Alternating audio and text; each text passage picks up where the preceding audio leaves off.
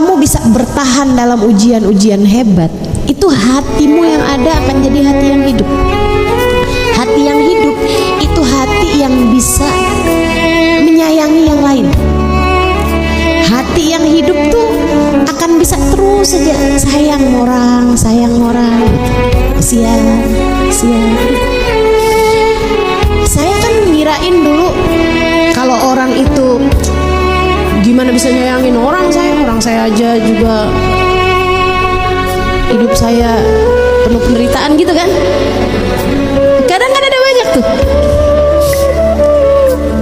Kita kan kadang suka ngerasa bahwa kalau kita aja hidupnya penuh derita gitu, gimana kita bisa sayang orang? Malahan tuh ilmunya jadi kayak mendang-mending gitu. Kalau misalnya gitu kan, lihat ada orang lagi sakit gitu, kecil, saya dulu sakit lebih berat daripada kamu. Kalau misalnya ada orang gitu, hidup saya ini lagi susah nih, kayak apa susahnya? Mendingan kamu nggak tahu dulu saya. Kayak orang yang pernah mengalami derita besar tuh kayak nggak punya empati terhadap derita orang gitu. Saya pikir dulu begitu, ternyata enggak teman-teman.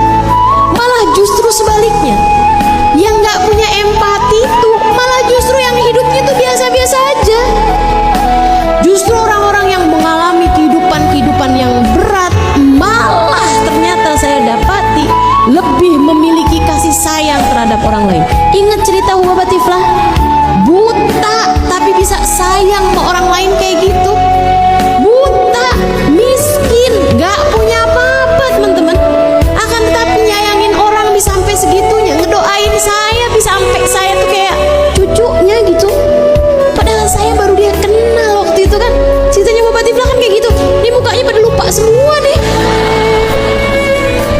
Ampun.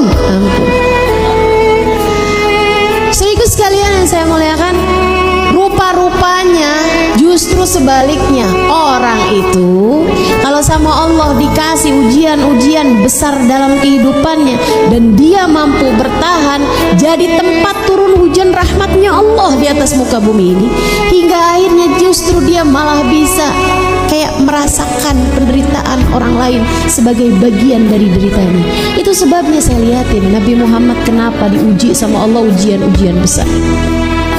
Sebab darinya beliau bisa ikut serta menanggung derita umatnya. Karenanya kamu kalau ngerasa saya kok diuji terus ya, ujian saya kok besar-besar ya, nggak apa-apa.